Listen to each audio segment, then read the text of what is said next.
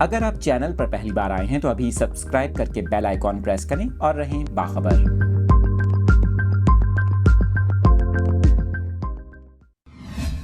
Update کر رہے ہیں آپ کو کراچی کے موسم کے حوالے سے۔ کراچی میں بارش کے باعث سردی کی شدت میں اضافہ ہو گیا۔ کم سے کم درجہ حرارت 14.5 ڈگری سینٹی گریڈ ریکارڈ کیا گیا۔ محکمہ موسمیات کا یہ کہنا ہے کراچی میں سردی کا 43 سالہ ریکارڈ ٹوٹ گیا۔ مارچ کا سرد ترین زیادہ سے زیادہ درجہ حرارت 19 ڈگری سینٹی گریڈ ریکارڈ کیا گیا۔ چیف میٹرولوجسٹ سردار سرفراز نے پیشگوئی کی کہ شہر میں 4 مارچ تک سردی برقرار رہنے کا امکان ہے، تاہم کراچی میں مزید بارش کا کوئی امکان نہیں۔